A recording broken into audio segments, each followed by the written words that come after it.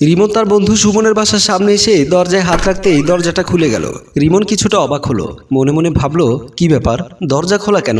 ভাবতে ভাবতে ভেতরে প্রবেশ করলো। সুমনের বেডরুমের সামনে এসে পর্দা ফাঁক করে বেডরুমের ভেতরে উঁকি মারতে রিমনের প্রেমিকা লাবণীর সাথে সুমনকে অর্ধনগ্ন হয়ে একান্ত অবস্থায় শুয়ে রোমাঞ্চ করতে দেখে রিমনের মাথায় যেন আকাশ ভেঙে পড়ল।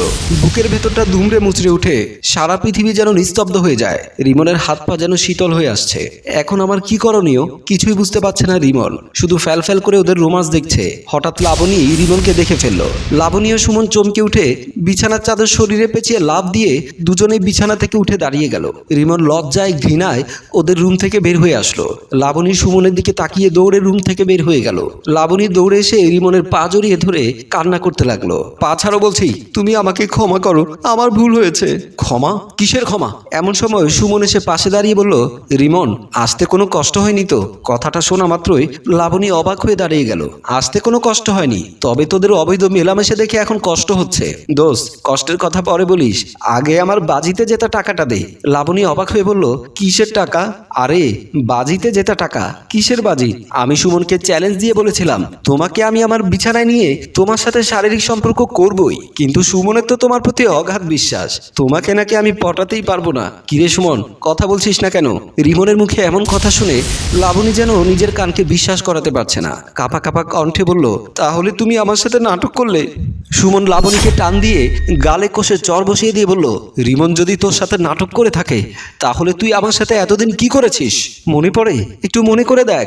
বিছানায় সুমনের বুকের উপরে মাথা রেখে লাবণী বলল, জীবনের পরম সুখটুকু তুমি আমায় দিলে, সারা জীবন এইভাবেই আমায় পাশে রেখো। সুমন মুচকি হেসে বলল, আর যদি না রাখি? সুমনের বুক থেকে মাথাটা তুলে কাঁদো কাঁদো গলায় বলল, তাহলে মরে যাব। মরে যাবে কেন? নতুন কাউকে খুঁজে নেবে। আমি তোমাকে ছাড়া আর কাউকে ভাবতেও পারি না। তুমি আমাকে ভুলে যাওয়ার আগে গলা টিপে মেরে ফেলো। তোমার হাতে মরতে চাই, তবুও তোমাকে ছেড়ে যেতে চায় না। সুমন লাবণীকে টান দিয়ে বুকের সাথে শক্ত করে জড়িয়ে ধরে বলল, তোমার কথা শুনে আমার বুকটা ভরে গেছে। অনেক ভালোবাসি তোমাকে, ভুলতে পারবো না। তুমিও ভুলে যেও না। লাবণীর মুখে হাসি ফুটলো।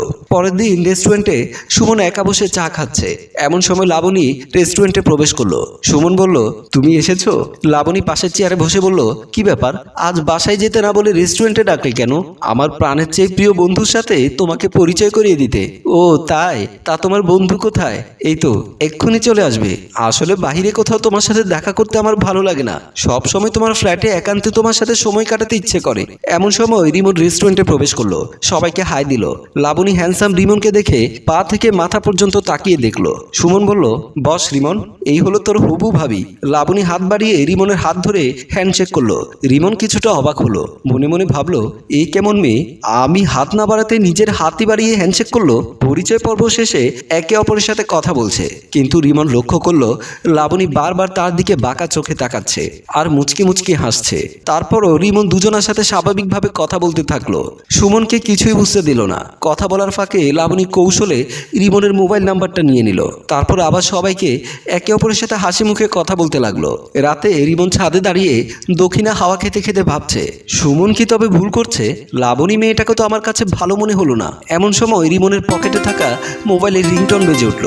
পকেট থেকে মোবাইলটা বের করে কলটি রিসিভ করতে অপর প্রান্ত থেকে লাবণী বলল, হ্যালো, কেমন আছেন? ভালো। আপনি কে বলছেন? আমি লাবণী, চিনতে পেরেছেন? রিমন মনে মনে বলল, তোমাকেই তো আমি খুঁজছি।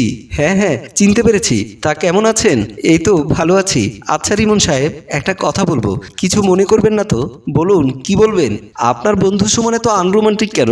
আপনাকে দেখে তো খুব রোমান্টিক মনে হলো। কি বলছেন? আমি রোমান্টিক? আমি রোমান্টিক আর সুমন আনরোমান্টিক, কথাটা ঠিক বুঝতে পারলাম না। আমাকে সুমন ঠিক মতো সময় দিতে চায় না, সেজন্যই কথাটা বললাম। আচ্ছা, আপনি বিয়ে করছেন না কেন? আপনার চাচাতো মামাতো খালাতো কোনো বোন আছে নাকি? আপনার মতো সুন্দরী না হলে বিয়ে করে লাভ কি? ওমা তাই? আপনার মতো এত হ্যান্ডসাম ছেলে আজও কি কোনো সুন্দরী মেয়ের দেখা পায়নি? অনেক সুন্দরী মেয়ের দেখা পেয়েছি, কিন্তু আপনার মতো সুন্দরী মেয়ে দেখা পাইনি। সত্যি বলছেন আমি আপনার চোখে এতটা সুন্দর?